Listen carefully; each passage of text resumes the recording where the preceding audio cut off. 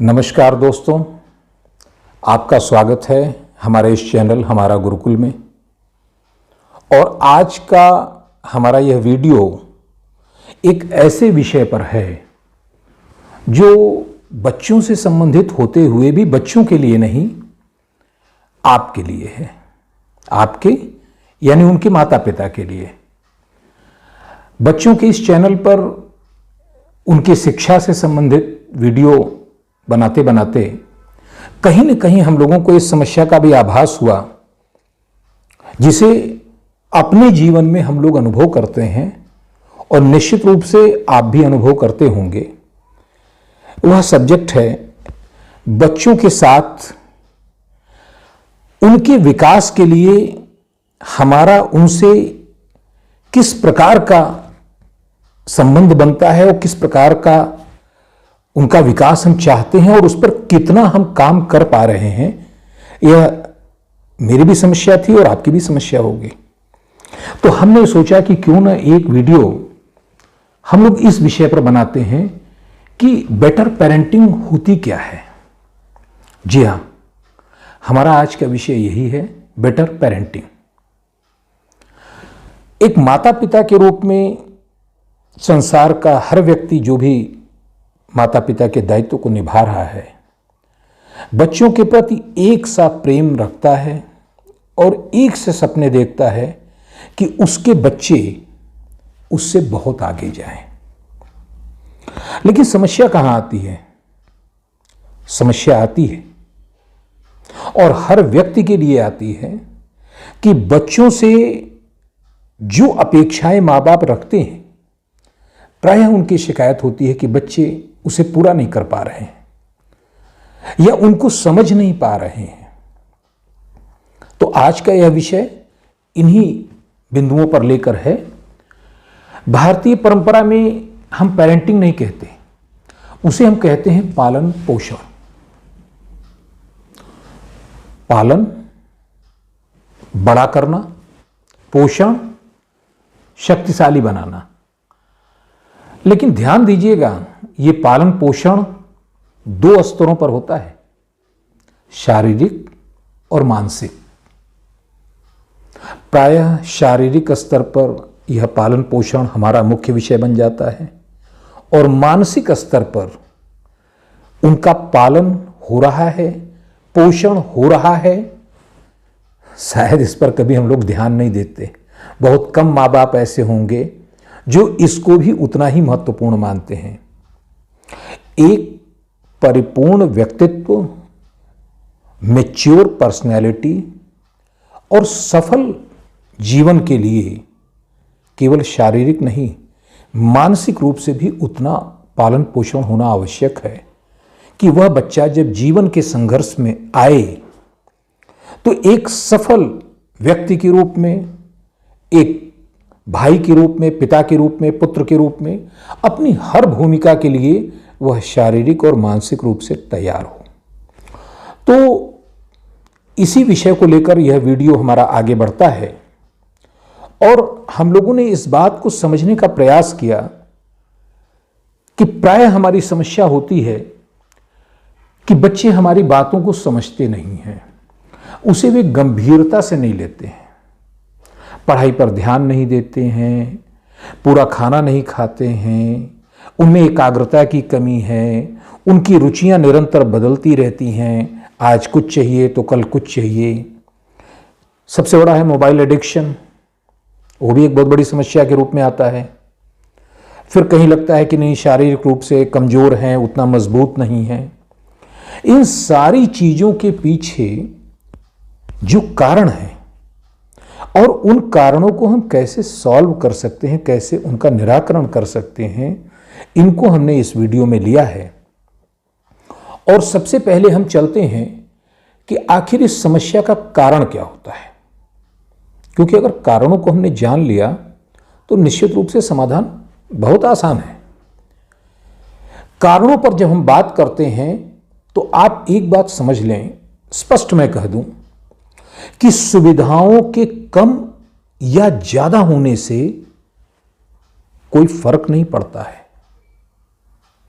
उल्टे हम आसपास देखते हैं, समाज में देखते हैं कि अधिक सुविधाओं में पले बच्चे जीवन की चुनौतियों को संभालने और स्वीकारने में उतना बढ़िया परफॉर्म नहीं कर पाते जितना कुछ अभाव में पले बच्चे। है थोड़ी सी विचित्र बात, लेकिन सच है। इसके कारण क्या है, हम लोग आगे देखते हैं। पहले हम समस्याओं के बारे में बात करते हैं कि हमारी मुख्य समस्या क्या होती है और उनके कारण क्या होते हैं। तो समस्याएं मैंने जैसे बताई वो साधारण सी समस्याएं हैं, एकाग्रता में कमी वगैरह। कारण क्या है, पहले इन कारणों पर हम जाते हैं कि सबसे पहला कारण बच्चों से संवाद की समस्या। आपका माता पिता के रूप में बच्चों से संवाद कैसा है, उनसे इंटरेक्शन कैसा है, यह उनके पूरे व्यक्तित्व पर प्रभाव डालता है और इसके अपने तरीके हैं। भारतीय परंपरा में तो पूरा का पूरा विषय आपको प्राचीन ग्रंथों में मिलेगा कि माता पिता के रूप में आपके क्या दायित्व हैं, क्या कर्तव्य हैं और उनको कैसे पूर्ण करना है आपको। लेकिन आज हम जिस युग में बैठे हुए हैं, इस युग में हम उन पुराने ग्रंथों की बातों को प्रासंगिक होते हुए भी अगर हम उन्हें ज्यों का त्यों लागू करने का प्रयास करेंगे तो शायद पूरी तरह लागू नहीं कर सकते, क्योंकि समय परिवर्तनशील है और समय के साथ अगर हम नहीं बदल रहे हैं तो निश्चित रूप से हम प्रगति में पीछे छूट रहे हैं। दूसरी जो समस्या का जो सबसे बड़ा कारण होता है वह है दृष्टिकोण की भिन्नता। देखिए, बच्चों का दृष्टिकोण और माता पिता का दृष्टिकोण, पहले हम दृष्टिकोण को समझ लेते हैं। Angle of view. अगर आप किसी चीज को किस नजरिए से और किस स्थान से, स्थान का तात्पर्य है भूमिका से, किस भूमिका के रूप में देख रहे हो, बच्चे के व्यक्तित्व में आप जो चीजें चाहते हैं, जो देखना चाहते हैं, वह हम पिता के रूप में देखते हैं, माता के रूप में देखते हैं। लेकिन बच्चा उन चीजों को एक पुत्र के रूप में, एक शिशु के रूप में देखता है। चलिए मैं एक उदाहरण देता हूं आपको। मेरे हाथ में एक कार्ड है, निश्चित रूप से यह चौकोर कार्ड आपको दिखाई दे रहा होगा। यह इसका आपका देखने का एक दृष्टिकोण, आपकी दृष्टि किस कोण से इस पर पड़ रही है। और इस कार्ड को अगर मैं यूं सीधा कर देता हूं इस प्रकार से, तो आप देखेंगे कि वो चौकोर आकार खत्म हो गया, एक सीधी लाइन आपको केवल दिख रही है। यह होता है दृष्टिकोण। किसी भी समस्या पर बच्चे का नजरिया अलग हो सकता है, उसके लिए वो बहुत बड़ी समस्या हो सकती है। हमारे आपके लिए, चूंकि हम मैच्योर हैं, हमारे आपके लिए कोई समस्या नहीं है। तो एक दूसरा कारण हमारे सामने आता है दृष्टिकोण की भिन्नता। और जो सबसे बड़ा कारण है, इन कारणों के बीच में एक और भी कारण है, बड़ा महत्वपूर्ण कारण है, वो है मेंटल ब्लॉक्स। हम लोग सोचते नहीं हैं कि अपने रोजमर्रा की आदतों, बातचीत के तरीकों और अपने हाव भाव से, अपने व्यवहार से हम कितने मेंटल ब्लॉक्स तैयार कर रहे हैं बच्चों के दिमाग में। बच्चे का दिमाग एकदम कोरे कागज की तरह होता है, कुछ भी नहीं लिखा गया है उस पर। सारे रंग आपके साथ रहकर उसे भरने हैं, उसके व्यक्तित्व में कोई रंग अभी नहीं है। तो यकीन मानिए कि अगर रंग आपके मुताबिक नहीं बन रहा है, उसके व्यक्तित्व का चित्र आपके मुताबिक नहीं बन रहा है, आपके अनुसार नहीं विकसित हो रहा है, तो दोषी हम आप भी हैं, बल्कि ज्यादा दोषी हैं, क्योंकि वह तो कच्चा घड़ा है। पहले शिक्षक, पहले गुरु माता पिता होते हैं। गुरु कुम्हार, शिष्य कुंभ है। गड़ी गड़ी काढ़े खोट, बाहर हाथ सहारी दे, भीतर भीतर चोट कट। हम आप बच्चे के पहले माता पिता हैं और उसके बाद उसके गुरु भी हैं, पहले गुरु हैं। उसके जीवन में जो कुछ भी पहला चित्र बनता है, पहला एक छवि बनती है, वह सबसे पहले माँ की और उसके बाद पिता की बनती है। तो जाहिर सी बात है कि अगर उसके व्यक्तित्व में वह सारी बातें नहीं आ पा रही हैं तो सबसे बड़े दोषी तो हम ही लोग होंगे। अपने उन दोषों को, अपनी उन गलतियों को, दोष मैं नहीं कहूँगा, गलतियाँ कहूँगा, उन गलतियों को हम कैसे ठीक कर सकते हैं, कैसे पहचान सकते हैं, इसके बारे में हम आगे बात करेंगे। लेकिन बच्चे के बारे में आप ये समझ लें कि वह एक कच्चे घड़े की तरह है और आप माँ बाप के रूप में उसके गुरु हैं। कबीरदास जी कहते हैं, गुरु कुम्हार शिष्य कुंभ है, गढ़ी गढ़ी काढ़े खोट, भीतर हाथ सहारी दे, बाहर बाहर चोट। तो यह एक तरफ सहारा देना और दूसरी तरफ चोट करना, जब दोनों ही होगा, आपकी गाड़ी पर से भी डेंट तभी निकल पाता है जब कारीगर नीचे से सहारा देकर ऊपर से चोट करता है। केवल सहारा देगा तो डेंट बाहर की ओर आएगा और केवल चोट करेगा तो डेंट अंदर की ओर जाएगा। ये तो प्रैक्टिकल है। कहीं ऐसा हम जीवन में भी तो नहीं करते हैं। या तो बच्चे को इतना उत्साहित कर देते हैं कि वह एक तरफा व्यक्तित्व का स्वामी बन जाए, या उस पर इतने पाबंदियां लगा देते हैं कि उसकी अपनी प्रतिभा भी असमय खत्म हो जाती है, समाप्त हो जाती है। इसके बाद एक और समस्या का कारण है, वो कारण है प्रोत्साहन और उदाहरण की कमी। हमेशा ध्यान दीजिएगा कि बच्चे हमारे आपके बोलने और उपदेशों से बहुत ज़्यादा नहीं सीखते हैं। उनके सीखने का जो सबसे पहला मेथड होता है वो ऑडियो विजुअल होता है। जो देखते हैं और जो सुनते हैं, देखना सबसे पहले है। तो जो वो देख रहे हैं निश्चित रूप से उसे वो कॉपी करते हैं। और यह भी ध्यान दें आप कि बच्चों के दिमाग का, उसकी संरचना कुछ इस प्रकार से होती है कि आप माता पिता के रूप में जो भी इंफॉर्मेशन उनके पास तक पहुंचाते हैं, दिमाग कोई सवाल नहीं करता, उसको सच मानकर, सत्य मानकर ग्रहण करता है। एक गलती अगर आप करें उसके सामने, बच्चा है, अभी इतना विश्लेषण नहीं करेगा कि आपने गलत किया या सही किया, समाज की निगाह में उसका क्या महत्व है, इससे उसको कोई मतलब नहीं है। उसे सिर्फ इतनी बात पता है कि मेरे माता पिता ने यह किया तो यह सही होगा। अब आप समझिए, विश्लेषण कीजिए कि उदाहरण के द्वारा आप उसे जो दे रहे हैं और अपने बातों से उसे जो दे रहे हैं, दोनों में कितना तालमेल है। जाहिर सी बात है, आप चाहे उसे जितनी भी अच्छी शिक्षा दे रहे हो, जितने भी अच्छी बातें बता रहे हो, अगर उदाहरण के रूप में वो उसके सामने आपके व्यक्तित्व में नहीं आ रही हैं, तो दोनों का जो आपसी, दोनों के बीच में जो दूरी है, व्यवहार और आपके कार्य, आपकी बातों में जो दूरी है, उस दूरी के कारण दिमाग उसे ग्रहण नहीं कर पाएगा। वह ग्रहण करेगा सिर्फ व्यवहार को। और दूसरी चीज है प्रोत्साहन की कमी। आप निश्चित रूप से समझ लें कि जीवन में प्रोत्साहन से बड़ी और प्रोत्साहन से ज्यादा प्रभावशाली और दूसरी कोई वस्तु ऐसी नहीं है जो प्रेरित कर सके। लोभ एक प्रेरणा होता है, भय दूसरी प्रेरणा है, लेकिन प्रोत्साहन इन सबसे ऊपर की प्रेरणा होता है। प्रोत्साहन शुरू होता है विश्वास से। आप बच्चे के मन में यह विश्वास दिलाइए कि वह इसे कर सकता है।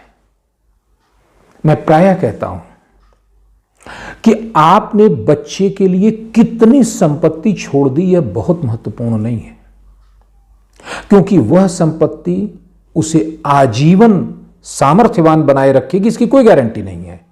लेकिन बच्चे के हृदय में, उसके मन में अगर एक बड़ा सपना, एक ड्रीम आपने कल्टीवेट कर दिया, बो दिया, उसके बीज लगा दिए, तो गारंटी है कि वह जीवन में सफल होगा। बस ड्रीम के पीछे चलने का उसको हौसला दीजिए, उसको वो प्रोत्साहन दीजिए कि यू कैन डू इट। कभी आप ध्यान दीजिएगा, बच्चे के साथ हमारा पहला इंटरेक्शन शुरू होता है नो से। बच्चा थोड़ा सा बड़ा हुआ, रेंगने लगा, घुटनों के बल चलने लगा, कोई भी सामान उठाएगा मुंह में डालेगा, स्वाभाविक सी चीजें हर बच्चा डालता है, हमने आपने भी किया होगा, और आपके मुंह से निकलता है नो, ये गंदा है, नुकसानदायक है। वहां से ये कहानी शुरू होती है, और जब बच्चा पहला कदम उठाता है तब भी नो निकलता है, गिर जाएगा, कहीं ऊंची जगह पर चढ़ने की कोशिश करता है, नो। आप कभी कल्पना करके देखिए कि जीवन में हम जो इंस्ट्रक्शन उसको देते हैं बच्चे को from the beginning of the birth, उसके जन्म के समय से और 5 वर्ष की उम्र तक जितना हम उसके पास इंस्ट्रक्शन देते हैं उसमें 90% नो होता है। और नो क्या होता है? Pure negativity. हमने जो कल्टीवेट किया है वो नेगेटिव चीज उसके दिमाग में डाल दी है। बात की शुरुआत ही नहीं से होती है। कैसे वो एक्सेप्ट करेगा? जब भी उसके सामने कोई नई चीज आएगी पहले उसके दिमाग में नो आएगा, यस नहीं आएगा। जीवन को हां करना हमने तो सिखाया ही नहीं है। तो वो शुरुआत जब अपनी ना से करेगा तो सबसे पहले उसके जितने भी नकारात्मक पक्ष हैं, जो नेगेटिव एस्पेक्ट हैं, पहले उसे देखेगा। तो जाहिर सी बात है जीवन सकारात्मक होने से आगे बढ़ता है, विकसित होता है। नकारात्मक होकर हम चीजों को छोड़ सकते हैं, लेकिन सकारात्मक होकर हमारे पास ये चॉइस रहती है कि जो अच्छा हो उसे हम ग्रहण कर लें।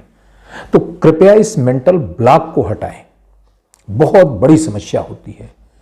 और इन सब के बाद अगर सबसे खतरनाक चीज की बात करें जो हम किसी बच्चे के साथ कर सकते हैं, और अफसोस की बात है कि सबसे पहले अपने बच्चों के साथ करते हैं, वो है तुलना। आप एकदम अच्छी तरह समझ लें, और यह विज्ञान भी मानता है कि प्रत्येक बच्चा अपने आप में प्रकृति की अद्भुत और एकदम अलग रचना है। कोई कार्बन कॉपी नेचर नहीं तैयार करती है। मेंटल लेवल पर, फिजिकल लेवल पर एकदम अलग है। चेहरे मोहरे से 2 बच्चे सामान्य हो सकते हैं, एक जैसे हो सकते हैं, ट्विंस भी हो सकते हैं, बट सोल के लेवल पर, अपने अंतरात्मा के स्तर पर, अपनी प्रतिभा, गुण और मानसिक क्षमताओं के आधार पर एकदम अलग है। रुचियां अलग होती हैं। तुलना किस बात की करते हैं? बच्चे के नंबर कम आए, तुरंत तुलना शुरू हो जाती कि तुम्हारे साथ पढ़ने वाले उस बच्चे ने इतने मार्क्स लिए, तुम क्या कर रहे थे? कुछ भी गलत हुआ, तुलना। बगल के किसी लड़के ने उससे अच्छा कुछ परफॉर्म कर दिया, तुलना। किस बात की तुलना कर रहे हैं? और हद तो तब हो जाती है परिवार में ही तुलना, बड़े और छोटे बच्चे के बीच में तुलना। तुलना करके आप उनमें सिर्फ और सिर्फ एक बात पैदा कर सकते हैं, वह है हीनता की भावना। उनके अंदर इंफीरियरिटी कॉम्प्लेक्स। और इससे भी खतरनाक बात यह है कि वह जीवन भर इस आदत को सीख लेता है और पूरी जीवन में अपनी तुलना दूसरों से करता रहता है। कभी गंभीर होकर आप सोचिएगा कि हमारे जीवन में जो कुछ है वह पर्याप्त भी हो सकता है, अपर्याप्त भी हो सकता है। प्रश्न इसका नहीं है। प्रश्न इसका यहां है कि हम असंतुष्ट कब होते हैं। हमारे असंतुष्टि का मूल कारण क्या होता है? वह कारण है तुलना। हम जब तक अपनी तुलना दूसरों से नहीं करते तब तक हमारे मन में कोई असंतोष नहीं होगा। हमें किसी चीज से शिकायत नहीं होगी। हमारे पास जो कुछ कुदरत ने दिया है, हमारे जीवन ने दिया है, वह हमें ठीक लगेगा, हमें पर्याप्त लगेगा। लेकिन जिस क्षण हम तुलना शुरू करते हैं उसी क्षण हमें कमी का भी एहसास होना शुरू होता है कि हमारे साथ के इस व्यक्ति ने इतना उपलब्धि हासिल कर ली, हम नहीं कर पाए। बस हमारे कष्ट का कारण शुरू हो गया। तो तुलना से सिर्फ याद रखिएगा एक ही चीज उपलब्ध हो सकती है, और वो है असंतोष और मानसिक कष्ट। तो जब आप बच्चों की आपस में तुलना करते हैं, दूसरे बच्चे से तुलना करते हैं, तो आप यकीन मानिए कि आप उसके जीवन का सबसे खतरनाक जहर उसके दिमाग में डाल रहे हैं। जब तक आप तुलना कर रहे हैं तब तक वह केवल अपने आप में आत्म केंद्रित रहेगा, अपने आप को हीन भावना से ग्रस्त पाएगा, और इसके बाद बड़ा होने के बाद पूरे जीवन वो यही गलती दोहराएगा कि अपनी तुलना दूसरों से करता रहेगा और दूसरों की तुलना में अपने को हमेशा कमजोर पाएगा, असंतोष में रहेगा। तो कृपा करके यह तुलना करना बंद कीजिए। यह भी समस्या का एक कारण है। मेरा अपना मानना है कि जीवन उपहार है, यह प्रकृति ने गिफ्ट के रूप में दिया है। इसे रेस मत बनाइए, यह दौड़ मत बनाइए बच्चे के लिए। लेकिन हमारी सबसे बड़ी गलती यहीं से शुरू होती है कि बतौर मां बाप उसकी 3 वर्ष की उम्र से ही हम उसे एक रेस में उतार देते हैं और उसे यह सिखाते हैं कि हमेशा तुम्हें सबसे आगे रहना है। आप खुद को सोच कर देखिए, चाहे जितनी बड़ी रेस हो, सबसे आगे तो कोई एक ही होगा। हो सकता है आप हो, लेकिन हमेशा आप हो यह आवश्यक तो नहीं। तो बाकी का क्या होगा? बाकी के हिस्से में निराशा, हताशा और कुंठा के अलावा क्या आएगी? और हम सभी लोग अपने अपने बच्चों को आगे रहने के लिए सिखा रहे हैं कि रेस में सबसे आगे रहना है, चाहे वो जीवन की रेस हो, चाहे पढ़ाई की रेस हो, चाहे खेल कूद हो, चाहे कैरिकेचर हो, कुछ भी हो, तुम्हें सबसे आगे रहना है। तो भाई ये आगे तो सबसे एक ही बच्चा रहेगा ना, बाकी बच्चों का क्या होगा? चलिए मान लीजिए हमारा बच्चा सबसे आगे हो गया, लेकिन ये तो सभी के मां बाप सिखा रहे हैं, तो 100 में से बाकी 99 का क्या होना है? हताशा, कुंठा में जाना है। तो आप यकीन मान लीजिए कि जब आप उसे दौड़ना सिखाते हैं वहां तक तो आप सही हैं, लेकिन जब उसे सबसे आगे रहने की बात आप सिखाते हैं वहीं से गलती शुरू हो जाती है। जीवन में दौड़ना आना चाहिए, लेकिन इससे भी ज्यादा जरूरी यह है कि कब रुकना है यह भी आना चाहिए।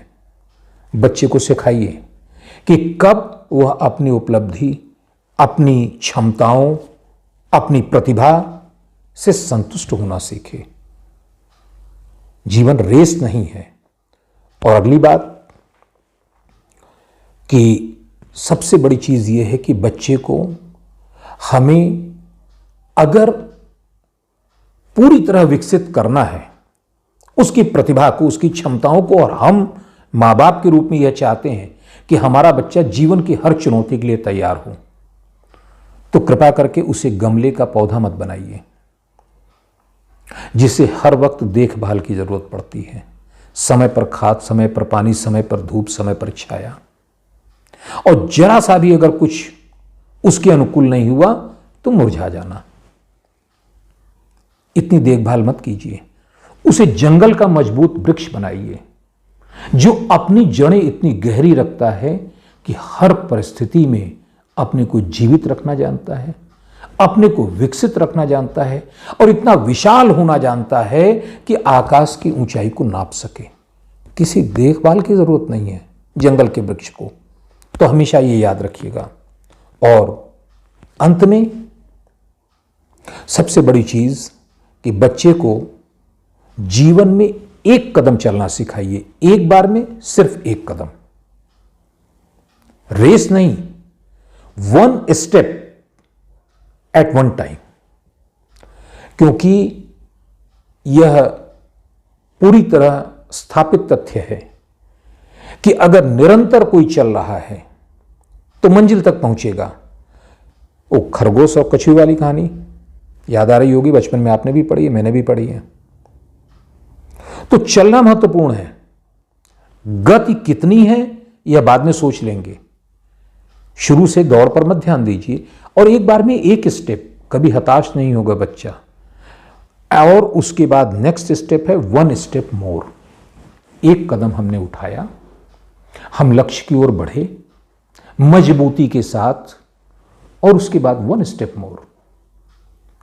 जिस दिन यह बात आप उसके व्यक्तित्व में ला देंगे, यकीन मानिए कोई चुनौती उसके लिए बड़ी नहीं होगी।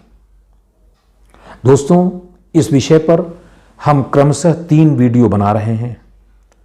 आज हमने उस पूरे परिदृश्य को प्रस्तुत करने का प्रयास किया जिसने हमें इस वीडियो को बनाने के लिए प्रेरित किया है, जिससे हमें लगा कि इस विषय पर भी वीडियो आना चाहिए।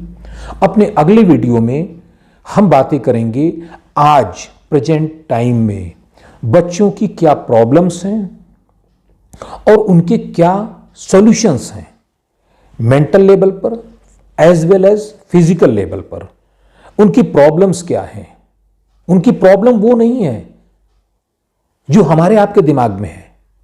अक्सर हम लोग कहते हैं ना, बच्चों के साथ तुरंत जरा सा भी कोई बात अगर हमारे मन के अनुकूल नहीं हुई तो हमारा रिएक्शन ये होता है, भाई हमारे समय में ऐसा नहीं होता था। क्या कहना चाहते हैं? बच्चे की क्या गलती है? वह आपके समय में तो था नहीं, हमारे समय में तो था नहीं।